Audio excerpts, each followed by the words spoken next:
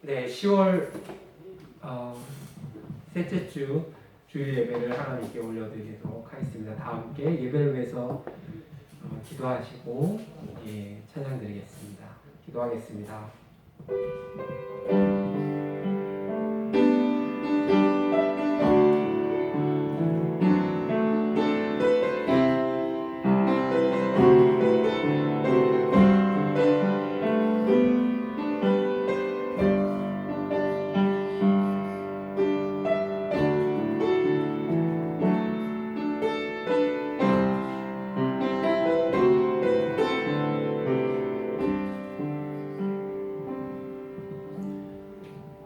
하나님 감사합니다. 매일매일 저에게 주어지는 삶에 감사하며 또 기뻐하며 그리 아니할지라도 주님 앞에 감사함으로 나아갈 수 있는 저희들이 될 수 있도록 주님 역사하여 주시옵소서. 오늘도 이렇게 세상의 여러 가지 근심 걱정 그리고 세상의 일들을 이렇게 머릿속에 가지고 왔을지언정 이 시간에는 정말로 그 모든 것들을 주님 앞에 내려놓고 주님만을 바라보며 예배드리는 그러한 시간으로 주님 인도하여 주시옵소서. 아멘. 우리의 찬양과 기도와 말씀을 통해 큰 은혜 받고 들어갈 수 있는 그러한 은혜의 시간으로 주님 역사하여 주시옵소서. 모든 것 주님께 감사드리오며 지금 이 시간에도 살아계셔서 역사하시는 우리 주 예수 그리스도의 이름으로 감사하며 기도드리옵나이다. 아멘. 찬양하라 함께 찬양드리겠습니다.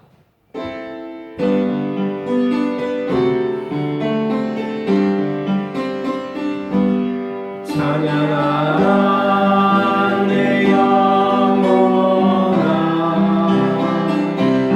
찬양하라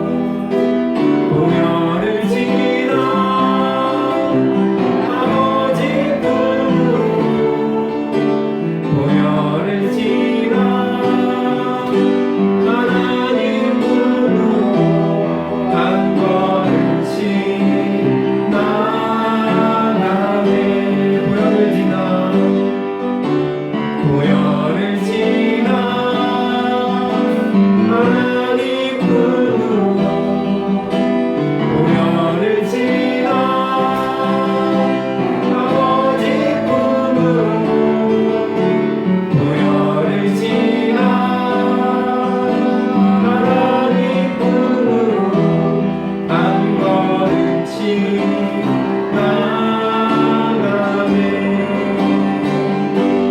존귀한 주 보혈이 내 영을 새롭게 하시네 존귀한 주 보혈이 내 영을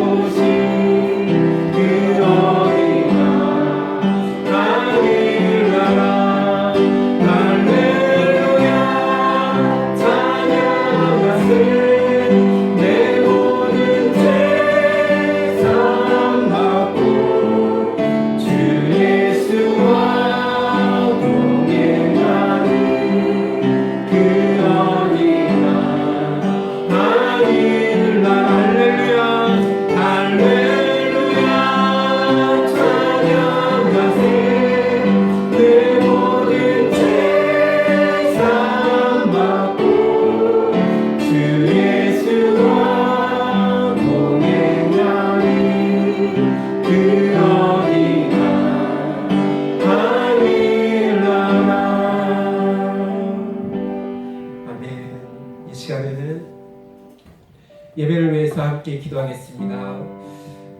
오늘 드려지는 이 예배가 우리의 생애에 다시 오지 않는 그러한 귀한 은혜의 예배가 되게 해달라고, 또 말씀을 들을 때 우리의 마음과 우리의 눈과 귀를 열어주셔서 그 말씀을 듣고 저희들의 모난 부분이 깎여지고, 또 저희들의 생각이 하나님보다 우선순위에 있던 생각들이 뒤로 밀려나고 정말로 주님만이 우리의 삶 가운데 가장 우선순위가 될 수 있는 그러한 귀한 생명의 말씀이 되어서 오늘 우리의 각 심령에 주님께서 역사하여 주셔서 큰 은혜 받고 돌아갈 수 있는 그러한 예배가 되게 해달라고, 또 넘치는 은혜 위에 우리 가을을 맞이해서 정말로 부흥하는 그러한 올 가을이 되게 해달라고 이 시간에 주여 한번 외치신 후에 함께 기도하겠습니다. 주여, 하나님 감사합니다. 하나님, 오늘 정말로 매주마다 드려지는 예배가 아니라 하나님 정말 우리 앞에 다시는 오지 않는 그러한 귀한 은혜의 예배 시간이 되게 하여 주시옵소서. 하나님 함께하여 주셔서 예배를 인도하시는 목사님에게 늘 영육간의 강건함으로 함께하여 주시옵시며, 오늘 들려주시는 생명의 말씀을 통해 귀한 은혜 받고 도전받고 깨닫고 돌아가는 귀한 시간으로 역사하여 주시옵소서. 우리 넘치는 은혜 위에 큰 부흥을 허락하여 주시옵시며, 이 빈자리들이 차고 넘쳐날 수 있도록 주님 역사하여 주시옵시며, 정말 보이지 않던 그러한 영혼들 주님께서 함께하여 주셔서 함께 예배드릴 수 있는 날이 속히 올 수 있도록 주님 역사하여 주시옵소서. 예배의 시종을 주님께 맡겨드렸나이다. 주님 감사합니다. 하나님 아버지 감사를 드립니다. 주님께서 지난 한 주간도 우리의 삶 가운데 붙들어 주시고 오늘 거룩한 주일에 하나님 앞으로 불러주심을 감사를 드립니다. 아멘. 참 우리가 늘 나의 나 된 것은 오직 하나님의 은혜임을 알고 날마다 감사하며 찬양하며 살아갈 수 있도록 은혜 부어 주시옵소서. 참으로 우리가 예배드리는 이 시간이 가장 복되고 소중하다고 고백하게 되어지기를 소원합니다.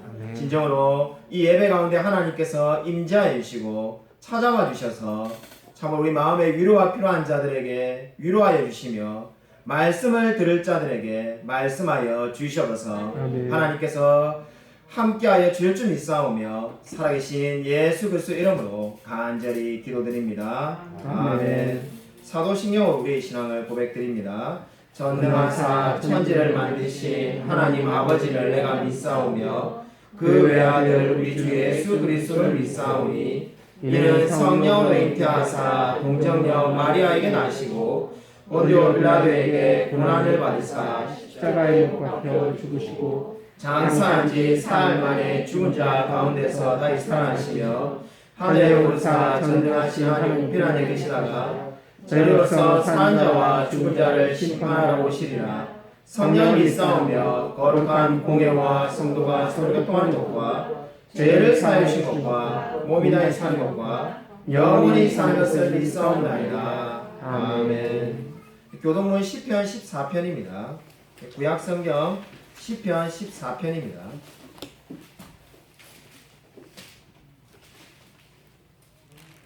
구약성경 811면을 찾으시기 바랍니다. 구약성경 811면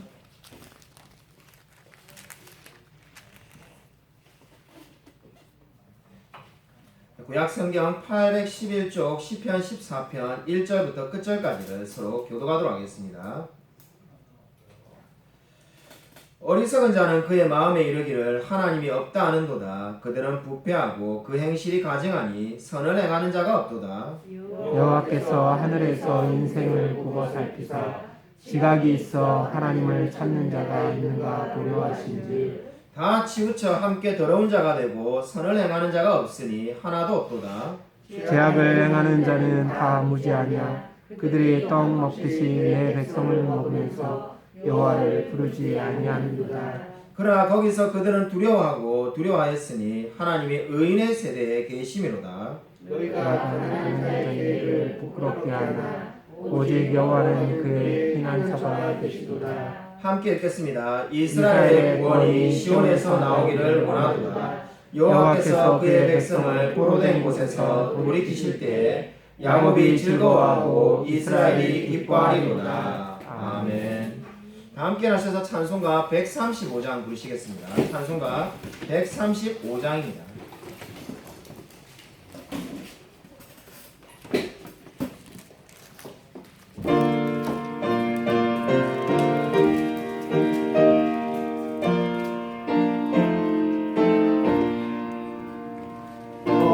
어저께나 오늘이나 어느 때든지 영원토록 변함없는 거룩한 말씀 믿고 순종하는 이의 생명 되시며 한량없이 아름답고 기쁜 말일세 어저께나 오늘이나 영원문이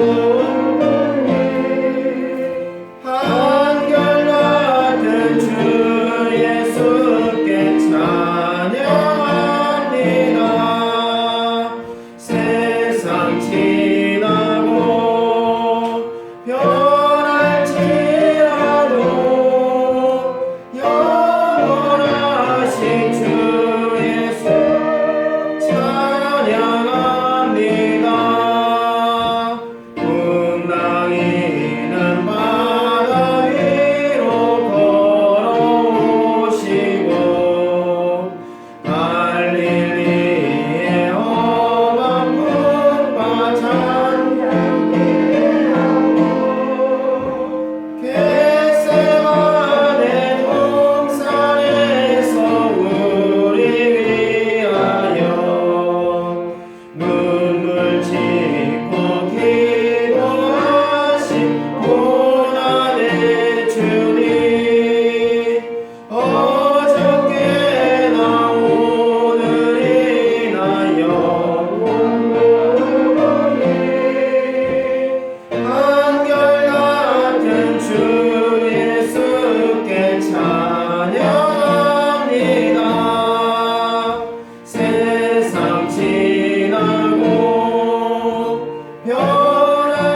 변할지라도 영원하신 주 예수 찬양합니다. 검은 나는 베드로를 용서하시고 의심 많은 도마에게 확신 주시고 사랑하는 그의 제자 가슴에 안고 부드러운 사랑으로 부어주셨네. 어저께나 오늘이나 영원문이 한결같은 주 예수께 찬양합니다. 세상 지나고 변할지라도 영원하신 주 예수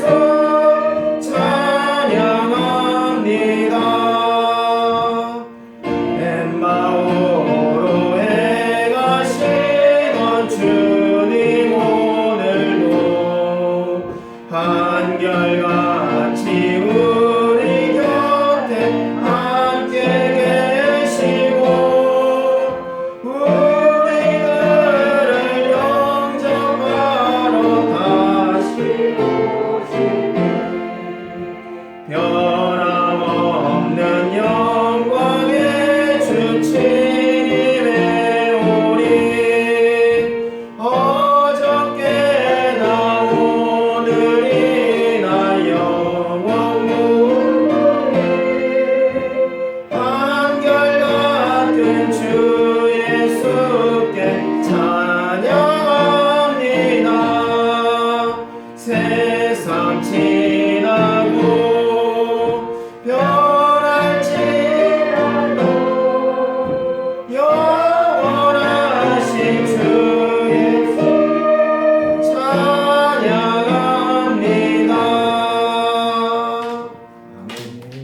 앉아주시기 바랍니다. 제가 한번 기도드리겠습니다.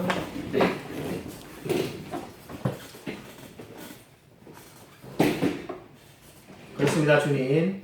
주님께서는 어저께나 오늘이나 늘 동일하신 분임을 고백드립니다. 참으로 변함없이 신실하시며 우리를 늘 지켜보아하시는 그 주님께 무한한 감사와 영광을 올려드립니다. 참으로 우리가 이러한 신앙의 고백으로 하나님께 헌금을 드립니다. 주님께서 받으시고 우리의 삶 가운데 함께 동행하여 주시옵소서. 특별히 지금 입원해 계시는 우리 모건 집사님 있습니다. 하나님께서 치료의 광선을 바라주셔서 하루빨리 나을 수 있도록, 그래서 함께 예배드릴 수 있도록 은혜 베풀어 주시옵소서. 주님께서 우리 교회 성도님들의 삶 가운데 함께하여 주셔서 날마다 필요한 모든 것들을 다 채워 주실 줄로 믿습니다. 주님, 특별히 우리 넘치는 교회에 부응할 수 있도록 하나님께서 은혜 베풀어 주시옵소서. 말씀 위에 굳게 서며 날마다 기도하며 늘 복음 전하며 살아갈 수 있도록 하나님 함께하여 주시옵소서. 주님께서 이 기도 가운데 함께하여 주실 줄 믿사오며 살아계신 예수 그리스도 이름으로 간절히 기도드립니다. 아멘. 우리 옆에 있는 분들과 인사하도록 하겠습니다. 한 주간 평하셨습니까? 인사하도록 하겠습니다. 우리 교회 소식 주보를 참고해 주시기 바랍니다. 우리 다음 주 주일 예배 이후에 우리 윤건동으로 야유회를 갑니다. 회비는 없습니다. 우리 식사는 교회에서 하지 않고 나가서 할 예정인데 구체적인 장소는 제가 우리 차후에 우리 카톡방에 우리 교제방에다가 올려드리도록 하겠습니다. 그래서 일단 다음 주 주일날 우리 야외를 간다는 것을 기억해 주시면 좋겠습니다. 추수감사주일 11월 20일 우리 말씀을 우리 김기현 목사님께서 전해주시겠습니다. 여러분이 날짜를 기억해 주시면 좋겠습니다. 학습세대 분각식이 있습니다. 11월 27일에 우리 입교를 우리 이삭 학생이 하고 학습을 우리 김지영 학생이 맡습니다. 여러분이 꼭 기도해 주시고 많은 관심 바랍니다. 새가족 수료식이 있겠습니다. 우리 이정현 성도님 우리 한번 잠깐 나와주시기 바랍니다. 우리 한번 우리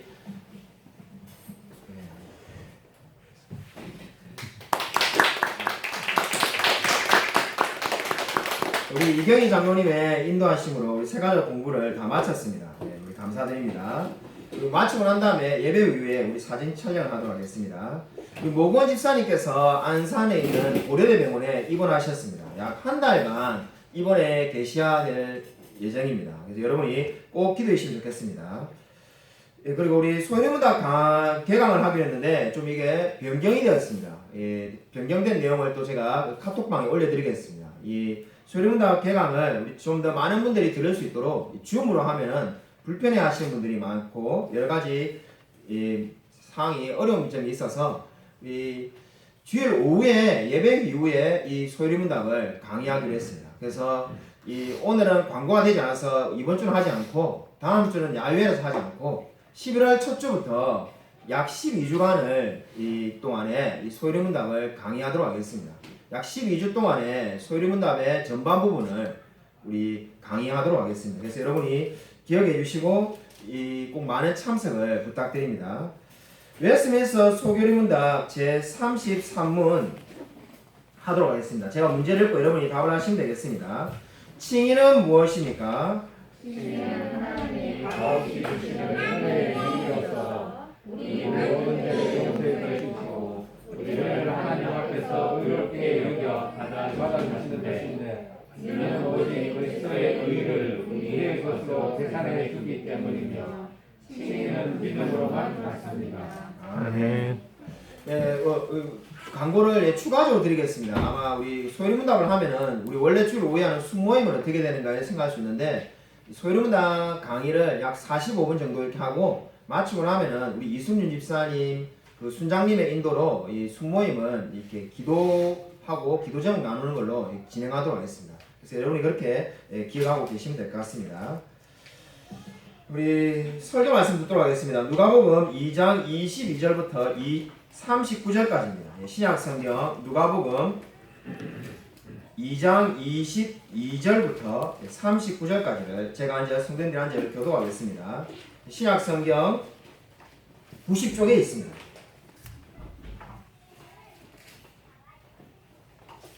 신약성경 90쪽 누가복음 2장 22절부터 39절까지 제가 한 절, 우리 성도님들이 한 절 교독하도록 하겠습니다. 신약성경 90쪽입니다. 누가복음 2장 22절부터 39절까지입니다. 모세 법대로 정결 예식의 날이 참에 아기를 데리고 예루살렘에 올라가니 첫해 처음 난 남자마다 죄 거룩한 자라 하리라 한 대로 아기를 죽이고 또 주의 율법에 말씀하신 대로 산 비둘기 한 쌍이나 혹은 어린 쥐비둘기 둘로 제사하려 함이더라. 예루살렘에 시몬이라 하는 사람이 있으니 이 사람은 의롭고 경건하여 이스라엘의 위로를 기다리는 자라. 성령이 그 위에 계시더라. 그가 주의 그리스도를 보기 전에는 죽지 아니하리라 하는 성령의 지시를 받았더니 성령의 감동으로 성전에 들어가매 마침 부모가 율법에 관례대로 행하고자 하여 그 아기 예수를 데리고 오는지라. 시몬이 아기를 안고 하나님을 찬송하여 이르되 주제여 어제는 말씀하신 대로 종을 하나님이 도와주시는도다. 내 눈이 주의 구원을 보았사오니 이는 만민에게 예비하신 것이요 이방을 비추는 빛이요 주의 백성 이스라엘의 영광이니이다 하니 그의 부모가 그에 대한 말들을 놀랍게 여기더라. 시몬이 그들에게 축복하고 그의 어머니 마리아에게 말하여 이르되 보라 이는 이스라엘 중 많은 사람을 패하거나 흥하게 하며 비방을 받는 표적이 되기 위하여 세움을 받았고 또 카인의 마음을 찌르는 카인이 이는 여러 사람의 마음의 생각을 드러내려 함이라 하더라. 또 아셀 지파 바누엘의 딸 안나라는 선지자가 있어 나이가 매우 많았더라.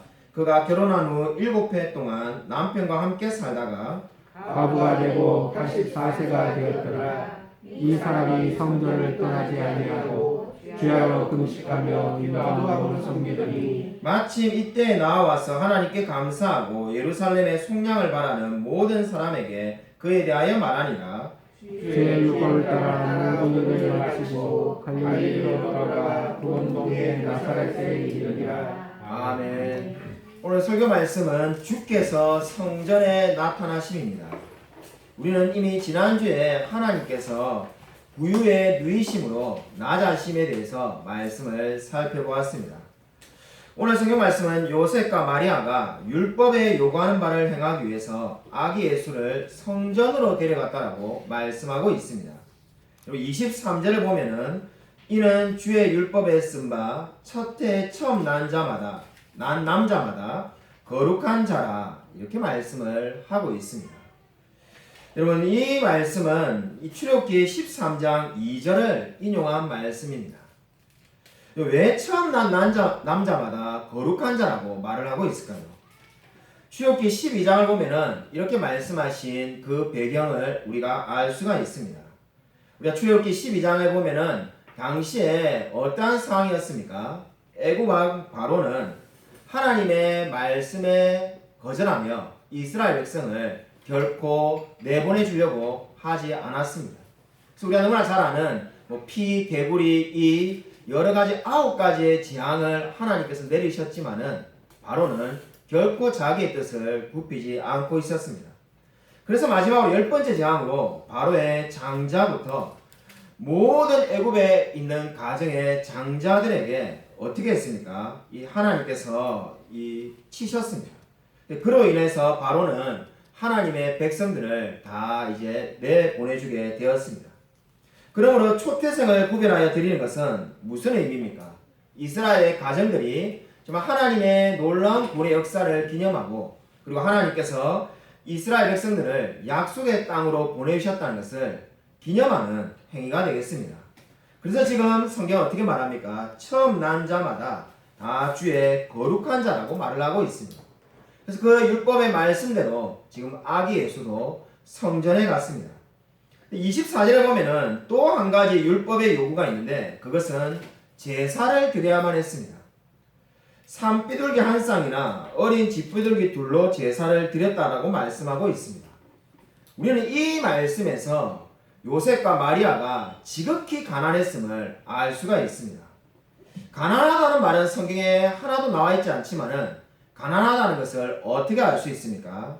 프린트볼에 레위기 12장 8절을 제가 적어 놓았는데 같이 한번 레위기 12장 8절을 한번 읽도록 하겠습니다. 시작. 그 어린 양을 바치기에 힘이 미치지 못하면 산 비둘기 2마리나 집 비둘기 새끼 2마리를 가져다가 하나는 번제물로 하나는 속죄제물로 삼을 것이요 제사장은 그를 위하여 속죄할지니 그가 정결하리라.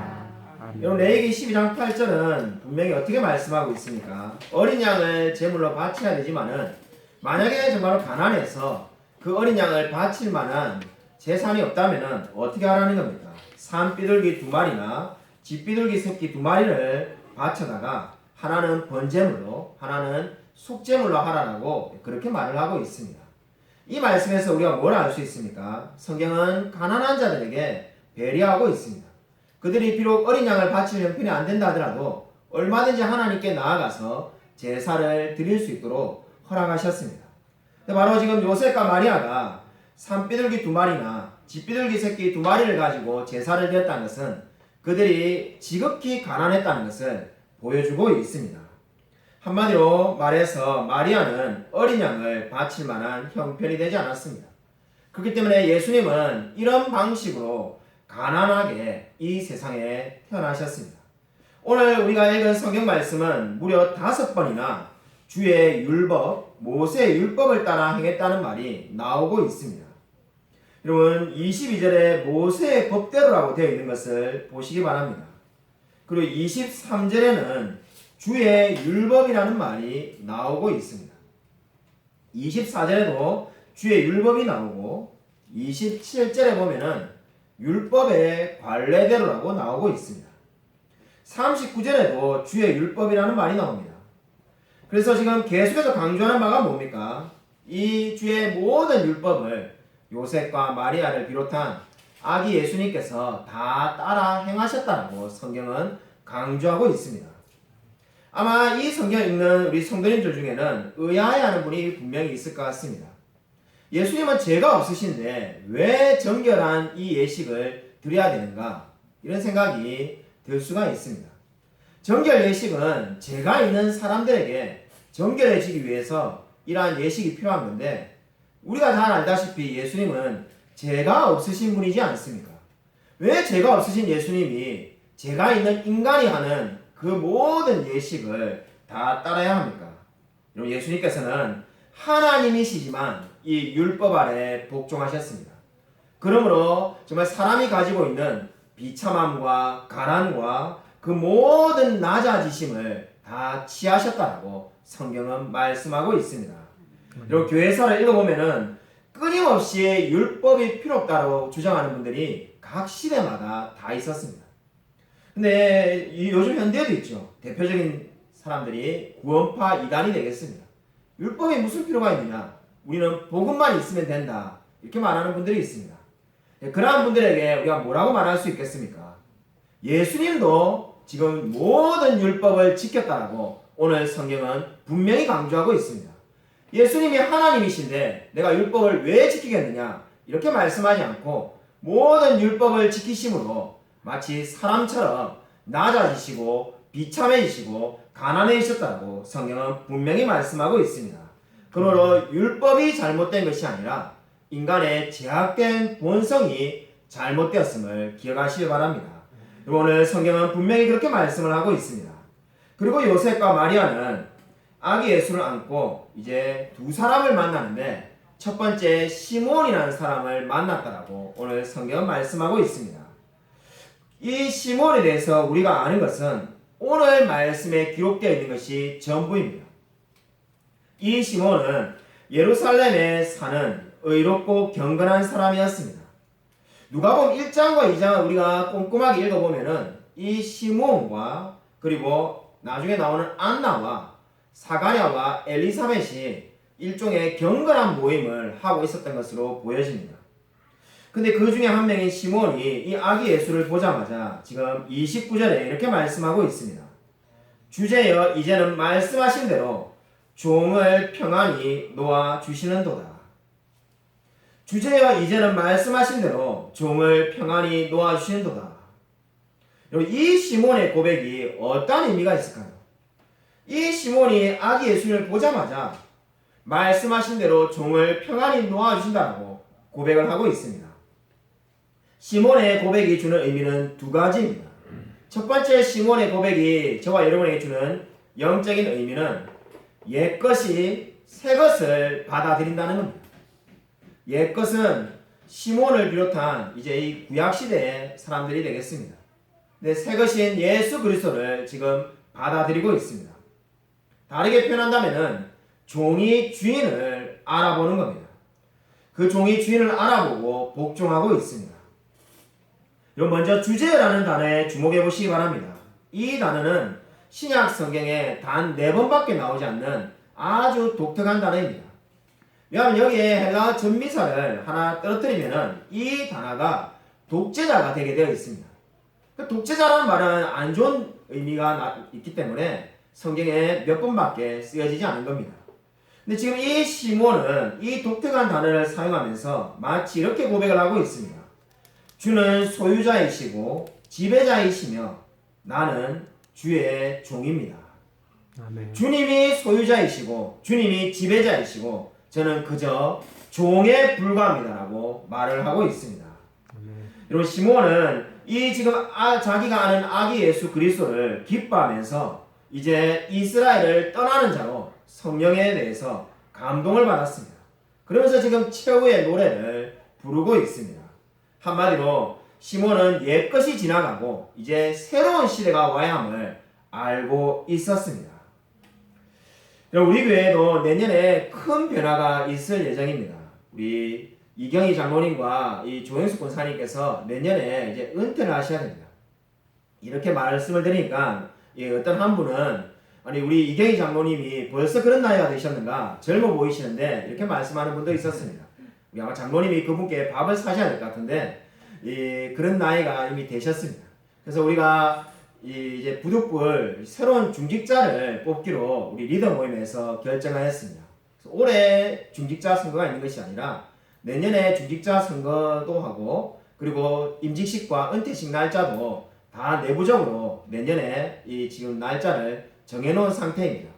그래서 이번 주에 지난주에 제가 바빴는데 이 교회법에 따라서 중직자 후보를 정하였습니다. 저와 우리 리더분들이 임의로 정한 것이 아니라 우리 마음에 드는 사람을 이 사람을 합시다 이렇게 한 것이 아니라 교단의 법이 있습니다. 이 교단의 법이 있는데 이 권사님은 45세 이상 된 자로서 그 지교회에 5년 이상 출석을 한 사람이 할 수가 있는 후보가 됩니다. 이 5년 이상 되면 무조건 다 된다는 게 아니라 말 그대로 후보가 되어서 이제 공동회의라고 우리가 모여서 투표를 할 때 거기서 3분의 2 투표를 받은 사람이 권사님이 되는 겁니다. 안수집사님도 마찬가지인데 30세 이상 되는 분이 5년 이상 그 지교를 출석하고 3분의 2 이상의 투표를 받아야만 합니다. 그래서 이제 그 투표는 내년에 하지만은 후보가 바로 그러한 자격이 되는 그분들을 우리가 추려가지고 이제 그분들을 한 분 한 분에게 제가 뭐 이게 전달자로서 이제 한 분 한 분을 지난주에 다 만났습니다. 일일이 한 분 한 분 다 교회에서 만나고 또는 뭐 밖에서 만나서 제가 그 우리 교회 결정사항을 전해드렸습니다. 왜냐하면 본인이 그것을 이제 후보 자격을 받을지 안 받을지 선택을 하셔야 되기 때문이었습니다. 만나니까 어떤 분은 감사하게 받으시겠다는 분이 있었고 또 어떤 분은 기도해 보시겠다면서 이제 유보를 하시는 분도 있었습니다. 또 어떤 분은 자신은 도무지 받을 자격이 안 된다고 하면서 안 받으시겠다라고 말하는 분도 있었습니다. 그래서 안 받으신다고 해서 처음에 좀 서운했는데 사실 그분이 하신 말씀이 나중에 돌이켜보니까 제일 감동이 되었습니다. 그 안 받으신다는 분께서 이런 말씀을 하셨습니다. 자신이 얼마 전에 서울로 직장을 옮길 기회가 있어가지고 옮길까 고민을 했는데 서울로 가면은 이제 돈도 더 잘 벌어지시고 더 이렇게 많은 기회가 있으신 거죠. 그래서 서울로 갈까 이렇게 생각하다가 결국 안 가기로 결정하셨다는 겁니다. 제가 왜 안 갔습니까? 이렇게 말을 여쭤보니까는 교회를 이 넘치는 교회를 계속 다니고 싶어가지고 자기는 안 가고 향남에 남기로 결정했다는 겁니다. 제가 솔직히 들을 때는 별로 놀라지 않았습니다. 왜냐하면 제가 직분을 받으실지 말지에 대해서 여쭤보려고 만났기 때문에 목적이 있어서 만났죠. 그래서 그 대답을 듣는 데만 관심이 집중돼 갔어가지고 그 이야기를 듣고 그리 놀라지 않았습니다. 근데 나중에 이제 한참 지나가지고 이제 그분이 가시고 가만히 생각을 해보니까 이 정말로 이게 대단한 믿음이고 엄청난 결정이구나라는 생각을 가지게 되었습니다. 그래서 정말로 참으로 감사한 마음이 많이 들었습니다. 정말 비록 그분이 직분을 안 받으신다고 했지만은 정말 교회를 사랑하는 마음은 그 누구보다 정말로 강하신 분이구나라는 생각을 가지게 되었습니다. 2023년에 우리 교회는 아마 새로운 길을 가게 될 것 같습니다. 그 새로운 길이 더 좋은 길인지 더 힘든 길인지 우리가 알 수가 없습니다. 분명한 것은 하나님께서 또 새로운 직분자를 교회에 세우실 것입니다. 누가 될지 저도 모르고 아마 아무도 모릅니다. 하나님은 알고 계시겠죠. 그냥 투표를 해야 되기 때문에 누가 되실지 아무도 알 수 없지만은 여러분 기도해 주시기 바랍니다. 그래서 이 선거를 통해서 정말 다른 교회를 보면은 시험에 빠져가지고 이 많은 어려움이 찾아오는 교회도 많이 있습니다. 그러면 자신이 선거에 떨어져서 상처받을 수도 있고 뭐 여러 가지 또 많은 것들이 생길 수가 있습니다. 그러나 그런 모든 것들을 우리가 다 이겨내고 우리 넘천의 교회가 더 하나님께 영광 돌리는 귀한 교회가 될 수 있도록 반드시 꼭 기도해 주시길 바랍니다. 진심으로 이 모든 것들을 통해서 더 합력하여 선을 이룰 수 있도록 기도해 주시길 바랍니다. 여러분 오늘 말씀을 보면은 주제여 말씀하신 대로 이제 종을 평안히 놓아주신도라는 이 말씀은 두 가지 의미가 있다고 말하였습니다. 두 번째로는 모든 신자는 평안히 이 세상을 떠나갈 것을 확신할 수가 있습니다. 놓아주시는도다라는 이 말씀은 이 단어의 원래 의미는 보초를 쓰는 사람이 마치 우리가 군대나 이런 데서 보초를 쓰는 사람이 그 보초 쓰는 시간이 끝나고 난 다음에 다른 사람에게 인수인계를 할 때 쓰는 용어였습니다. 그러니까 마치 여러분 우리가 직장을 다닐 때 뭐 이게 2교대나 3교대를 하는데 내가 이제 열심히 수고하고 그 수고한 시간이 끝나야 할 때 다른 사람에게 그 일을 넘길 때 이 단어를 사용하는 겁니다. 근데 지금 이 단어를 지금 시몬이 말을 하고 있습니다. 한마디로 이제 자기의 삶은 이제 끝날 때가 왔다는 것입니다. 어떻게 시몬은 자기가 삶이 이제 끝났다는 것을 알 수가 있을까요? 그 이유는 26절에 있습니다. 주의 그리스도를 보기 전에는 죽지 아니하리라 하는 성령의 지시를 받았더니 이렇게 말씀하고 있습니다. 그리스도를 보기 전에는 죽지 아니하리라고 말씀하였으니까 어떻습니까? 이제 이 시몬이 그리스도를 지금 보는 이 순간에 자기의 삶은 이제 끝이 났다는 것을 깨닫게 된 겁니다. 그래서 시몬은 지금 어떻게 말하고 있습니까? 나의 삶을 주님께서 말씀하신 대로 놓아주신다라고 고백을 하고 있습니다. 시몬은 이제 자신의 삶이 끝날 때가 됐음을 알고 있습니다. 근데 평안히 하나님께로 가고자 하고 있습니다. 이번에 이 말씀은 단지 시몬이나 옛날에 살았던 몇몇 성도들에게만 주시는 말씀이 결코 아닙니다. 저와 여러분도 동일하게 우리가 정말 하나님께로 갈 때 평안하게 갈 수 있다는 약속을 주고 계신 겁니다. 모든 신자는 평안하게 주님께로 나아갈 수가 있습니다. 여러분 이 말씀을 믿으시길 바랍니다. 아멘. 여러분 그리스도인이야말로 정말 죽음을 두려워하지 않는 사람인 줄로 믿으시기 바랍니다. 우리 이경희 장로님께서 예전에 우리 목사님과 같이 염을 하실 때 그 하신 경험을 제게 여러 번 이야기해 주셨는데 저는 염을 한 적이 없습니다.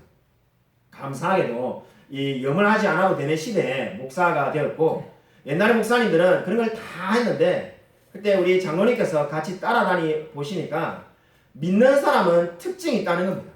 믿는 사람들은 다 평안하게 죽는데 이 믿지 않는 사람들 중에는 막 팔이 구부러지고 막 다리가 구부러지고 그러니까 마치 죽지 않으려고 발악을 하다가 그래서 그런 모습으로 죽는 경우를 많이 보셨다는 겁니다. 그리고 오늘 성경은 어떻게 말합니까? 시몬이 정말로 이 지금 그리스도를 보았다는 것은 자기의 인생이 이제 끝났다는 건데 전혀 두려워하지 않고 주님께서 말씀하시는 대로 나를 놓아주신도다라고 말씀을 하고 있습니다. 여러분 동일한 고백이 저와 여러분의 삶 가운데 있기를 주님의 이름으로 축원드립니다. 여러분 시몬은 계속해서 32절에 이방을 비추는 빛이라고 말씀하고 있습니다. 이 말씀은 다른 번역을 보면은 그리스도께서 이방의 빛이다라고 되어 있습니다. 이사야 42장 6절과 이사야 49장 6절에서 하나님께서 메시아가 이방인들의 빛이 될 거라고 이미 약속을 주었습니다. 그리스도 오기 전에는 수많은 이방인들은 다 그저 빛을 찾지 못해서 헤매는 자들에 불과했습니다. 그런데 그리스도께서 그들에게 빛을 비추어 주신다는 겁니다. 여러분, 이 이야기는 멀고 먼 나라 다른 사람들의 이야기가 아닙니다. 저와 여러분의 이야기입니다. 왜냐하면 저와 여러분이 이방인들이었기 때문입니다. 근데 그리스도께서 이 세상에 오심으로 저와 여러분이 하나님의 백성이 된 줄로 믿으시기 바랍니다. 저와 여러분이 이제 하나님의 백성이 된 것은 그리스도께서 이방의 빛을 비춤으로 하나님을 믿는 자들이 되었습니다. 시몬은 계속해서 35절에 칼이 마리아의 마음을 찌를 것이라고 말씀을 하고 있습니다. 칼이 내 마음을 찌르듯 하리라는 이 말씀은 이제 이 마리아가 자기 아들이 십자가에서 죽는 것을 보게 될 때 느끼는 고통을 의미하고 있습니다. 마치 칼이 찌르는 것처럼 이제 그 마음의 괴로움을 느끼게 될 거라는 겁니다. 그렇지가 않습니까? 정말로 우리가 사랑하는 아들이 십자가에 죽는 것을 우리가 직접 본다면 정말로 괴로울 겁니다. 그 말씀을 지금 예언하고 있습니다. 우리는 흔히 예수님께서 우리를 구원하셨다는 말을 곧잘 합니다. 오늘 이 성경 말씀을 보면은 정확하게 우리는 이렇게 표현할 수가 있겠습니다. 하나님께서 자신을 낮추신 당신의 아들을 통하여 우리를 구속하시고 구원하셨습니다. 하나님께서 어떻게 우리를 구원하셨습니까? 하나님께서 자신을 낮추신 당신의 아들을 통하여 우리를 구원하였습니다. 제가 프린트물에 자신을 낮추시란 말에 밑줄을 그어두었습니다. 여러분, 자신을 낮추시란 말에 강조점이 있는 겁니다. 한마디로 그리스도의 삶은 자신을 낮추고 또 낮추신 겁니다. 지난주 우리가 살펴본 것처럼 예수님은 구유에 누이셨습니다. 근데 오늘 우리가 39절 말씀을 보십시오. 39절 말씀을 보면은 예수님은 큰 성 예루살렘으로 가신 것이 아니라 북쪽에 있는 조그만 마을 나사렛이라는 곳으로 가셨습니다. 그것이 무엇을 의미합니까? 낮아지심을 의미하는 겁니다. 그뿐 아니라 채찍에 맞으시고 십자가에 달려 죽으셔야만 했습니다. 그리고 무덤이 없어서 다른 사람의 무덤을 빌리셔야만 하셨습니다. 이 모든 것이 무엇을 의미합니까? 하나님께서 자신을 낮추셨다는 것을 의미하는 겁니다. 하나님께서 자신을 낮추심으로 저와 여러분이 구원을 받게 된 줄로 믿으시기 바랍니다. 오늘 36절과 37절 말씀을 우리 다시 한 번만 다시 읽겠습니다. 36절, 37절 함께 읽겠습니다. 네, 시작. 나이가 매우 많았더라. 그가 결혼하여 7해 동안 남편과 함께 살다가 화부가 되고 84세가 되었더라. 이 사람이 성전을 떠나지 아니하고 죄를 금식하며 기도하고 섬기더니. 여러분, 이 말씀을 보시면은 안나라는 사람이 등장하고 있습니다. 우리 히브리어로 말하면은 이 안나가 한나입니다. 우리 구약성에 나오는 그 유명한 한나의 기도, 그 이름과 똑같은 이름이 안나가 되겠습니다. 이 여자는 지금 어떻습니까? 안나는 사무엘의 어머니와 같은 이름을 받은 겁니다. 아마 사무엘의 어머니와 같은 사람이 되라는 뜻으로 부모님이 지어주었겠죠. 이 안나의 이름의 뜻은 은혜롭다는 뜻이 되겠습니다. 이름의 뜻은 은혜로운데 삶은 은혜롭지가 않았습니다. 삶은 정말로 비참하고 힘든 삶이었습니다. 왜냐하면 이 지금 성경 말씀을 보면은 우리가 충분히 유추할 수 있는 것이 있는데, 그가 결혼한 후에 7해 동안 남편과 함께 살다가 과부가 되었다는 겁니다. 요즘 현대에는 20살에 결혼한 사람도 있고 심지어 늦게는 50에도 결혼한 사람이 있고 이렇기 때문에 사실 이 말씀, 그런 것을 가지고 전혀 이 말씀을 추론할 수가 없습니다.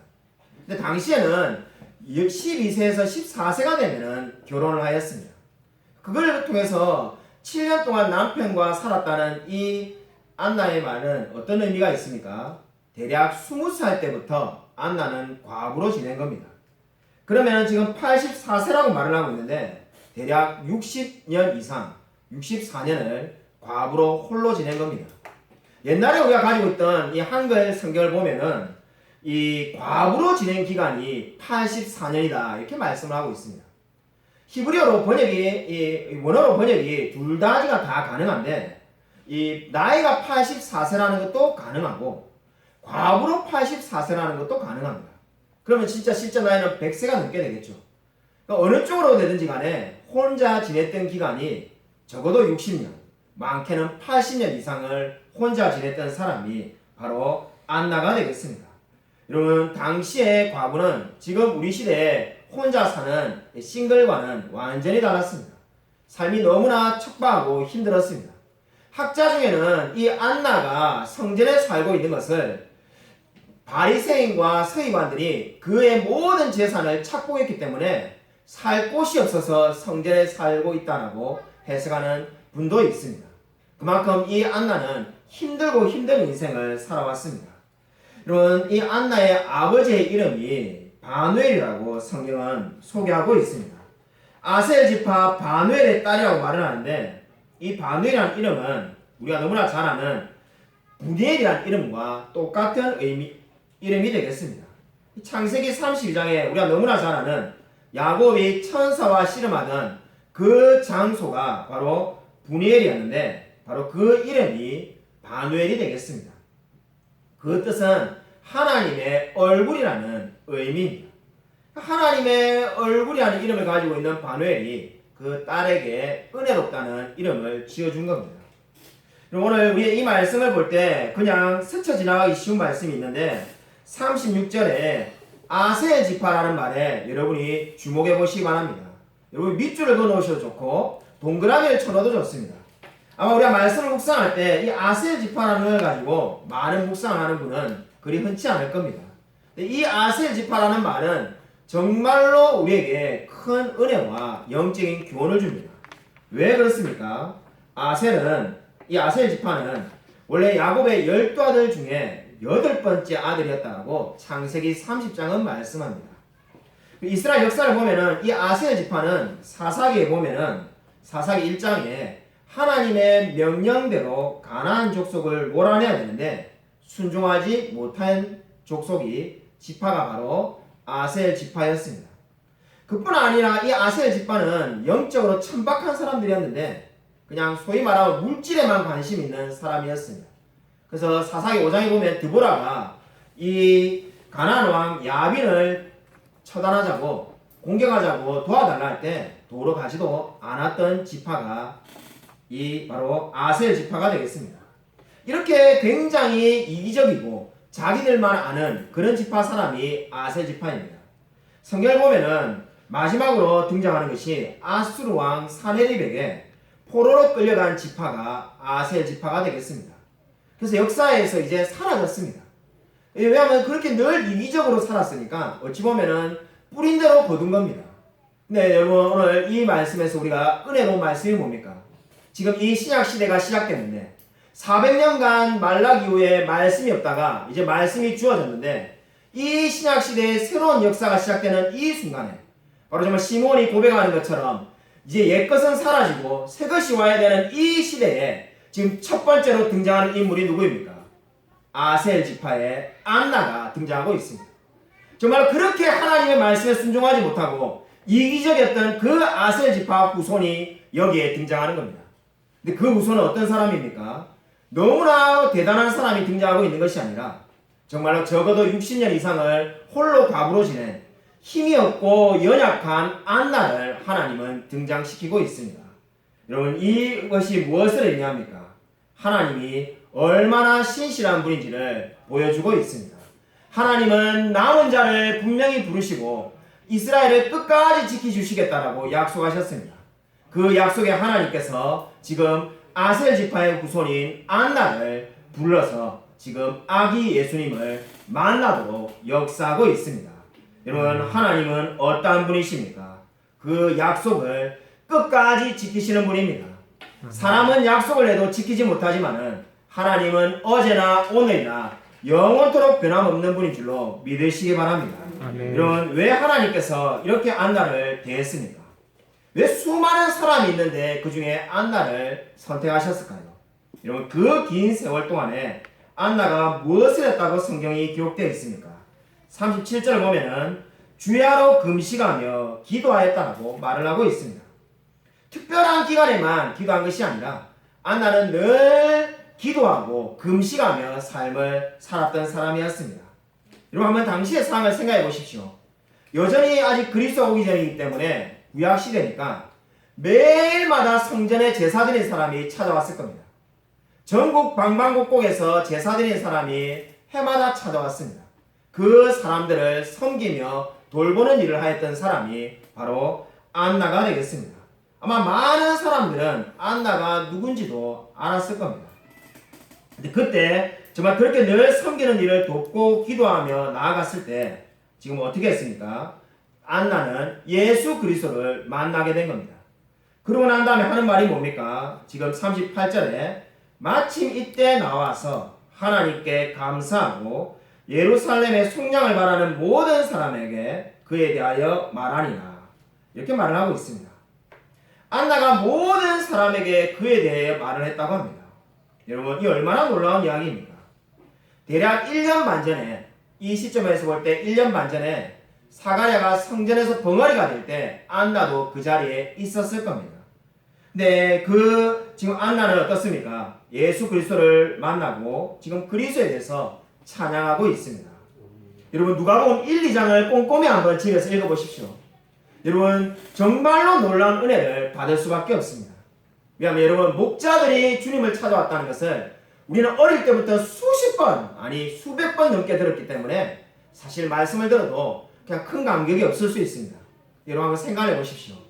목자들만 그 소식을 들은 게 아니라 그 마을에 있는 모든 자들이 그 소식을 듣었지만은 목자들만 하나님께 경배하러 왔습니다. 마을 사람들은 경배하지 않았습니다. 여러분 오늘 시므온과 안나를 보십시오. 성전에 시므온과 안나만 있었을까요? 결코 그렇지가 않습니다. 제사장들과 거기에 장로들과 수많은 이스라엘 백성들이 있었습니다. 근데 누구만 지금 경배했다고 성경은 말하고 있습니까? 시므온과 안나만 경배했다고 말을 하고 있습니다. 여러분 이 말씀이 무엇을 보여줍니까? 모든 사람들에게 복음이 전해지지만은 모든 사람이 하나님을 경배하는 것은 결코 아닙니다. 저와 여러분이 이 자리에 앉아서 하나님께 경배하며 예배드린 것이 얼마나 귀한 일인지 모릅니다. 우리가 뭔가 대단한 사람인 것이 아니라 탁월한 능력이 있는 것도 아닌데 하나님의 은혜로 이 자리에서 하나님께 예배드리고 있는 줄로 믿으시기 바랍니다. 아멘. 여러분 이 안나의 삶이 저와 여러분에게 주는 두 가지 영적인 교훈이 있습니다.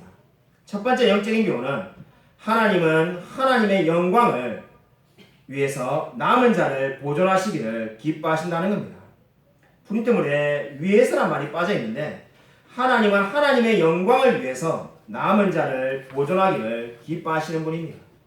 그는 제가 이미 좀 전에 설명을 드렸습니다. 하나님께서 정말 그 아셀 지파에 남아있는 연약한 영혼을 지금 보존하고 기뻐하십니다. 두 번째로 이 안나의 삶이 우리에게 주는 교훈은 하나님께서 우리를 가장 적합한 때에 가장 적합한 장소에 두신다는 겁니다. 그리고 하나님께서 왜 안나를 성전에 살게 했을까요? 바로 아기 예수를 만나서 경배하게 하기 위해서 성전에 살게 하신 겁니다. 그러므로 하나님께서는 아무런 목적도 없이 이유도 없이 저와 여러분을 이곳에 두는 분이 결코 아닙니다. 저와 여러분이 살고 있는 집과 그리고 일하고 있는 직장과 섬기고 있는 교회 그 모든 것이 결코 우연이 아닙니다. 그 모든 것이 하나님께서 가장 적합한 때에 가장 적합한 장소에 두고 계신 줄로 믿으시기 바랍니다. 아멘. 여러분 이 진리를 믿는 사람이 신앙입니다. 바로 안나는 그렇게 삶을 살았다고 말씀하고 있습니다. 여러분 저와 여러분은 이 안나가 젊은 부모 바로 요셉과 마리아에게 무슨 말을 했는지 알 수가 없습니다. 성경 그 말을 기록하고 있지 않습니다. 성경이 말하고 있는 것은 그저 감사했다는 말만을 남기고 있습니다. 왜 성경은 안나를 등장시키고 있을까요? 저와 여러분이 매일매일 힘들게 이 현대를 살아가는데 정말 이 안나의 삶이 저와 여러분에게 어떠한 위로를 줍니까? 하나님은 신실한 사람을 기억하고 계신다는 겁니다. 여러분, 하나님은 안나와 같이 늘 주님께 기도하고 금식하며 나아가는 그 영혼을 기억하신다는 것을 우리에게 알려주고 있습니다. 여러분, 저와 여러분이 정말로 힘들게 이 세상을 살아가고 있지 않습니까?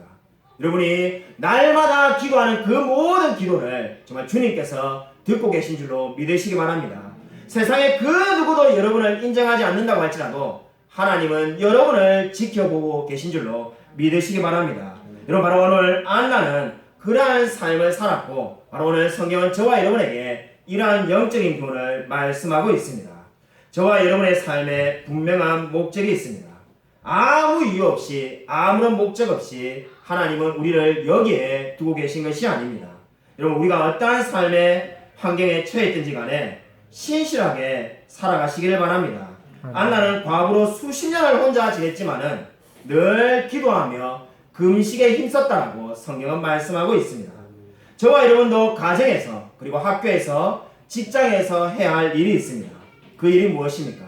바로 신실하게 하나님만을 바라보며 삶을 사는 겁니다. 문제는 우리가 이러한 진리를 알고 있느냐는 겁니다. 정말로 우리가 끊임없이 원망하며 불평할 것이 아니라 하나님이 나에게 가장 좋은 길로 인도하고 계심을 믿으시기 바랍니다. 아무쪼록 우리가 어떠한 처지에 놓여있든지 간에 그 위치에서 최선을 다하며 하나님께 영광을 돌리며 살아가는 저와 우리 모든 성도님이 되시기를 주님의 이름으로 간절히 축원드립니다. 이 시간 우리 말씀을 생각하면서 한번 통성을 이렇게 기도하고자 합니다. 하나님, 우리가 정말 각자가 처해진 삶의 현장에서 하나님께 영광 돌리며 살아갈 수 있게 해달라고, 오늘 수많은 사람들이 성전에 있었지만은 시므온과 안나가 하나님께 경배한 것처럼 우리 이 세상에 많은 사람이 있지만은 우리가 부족하고 연약한 우리와 같은 사람들을 하나님께서 선택하여 주심을 감사하며 우리의 모든 인생을 하나님께 영광 돌리며 살아갈 수 있게 해달라고 이 시간 우리 주여 한번 크게 외치고 간절히 통성을 기도하겠습니다. 주여, 하나님 감사를 드립니다. 하나님께서 아버지 함께 해주셔서 우리가 늘 주님을 의지하며 신뢰하며 살아갈 수 있게 원합니다. 우리의 삶 가운데 하나님께 찾아와 주시고 우리가 정말 신실하고 정직하게 살아갈 수 있도록 하나님 아버지 도와주셔서 하나님을 정말 신실하신 하나님을 고백드립니다. 정말 하나님께서 우리의 삶 가운데 함께하여 주셔서 우리의 모든 삶 가운데 하나님께서 붙들어 주시고 정말 주님만 바라보며 살아갈 수 있게 되시기를 소원합니다. 날마다 말씀을 의지하며 나아갈 수 있도록 아버지와 동행하여 주셔서 하나님께서 정말 그리스도께서 율법을 다 따라 살아신 것처럼 우리 하나님의 말씀을 따라 준행하며 살아갈 수 있도록 도와주셔서 하나님께서 함께하여 주셔서 믿습니다. 도와주셔서 정말 주님 바라보며 나아갈 수 있게 되기를 원합니다. 하나님 붙들어 주셔서 아버지, 하나님 아버지 감사를 드립니다. 정말 주님께서 함께하여 주셔서 우리가 날마다 매 순간순간마다 하나님만을 의지하며 신뢰하며 살아갈 수 있도록 역사하여 주셔서 하나님께서 우리에게 가장 적합한 때에 적합한 장소에 우리를 두고 계신 줄로 믿습니다. 우리가 정말 어떠한 처지에 놓여있든지 간에 날마다 기도하고 금식하며 주님께 영광 돌리며 살아갈 수 있도록 은혜 베풀어 주셔서 주님께서 우리의 삶을 늘 붙들 줄 믿사오며 살아계신 예수 그리스도 이름으로 간절히 기도드립니다. 아멘. 다 함께 하셔서 찬송가 331장 부르도록 하겠습니다. 찬송가 331장입니다.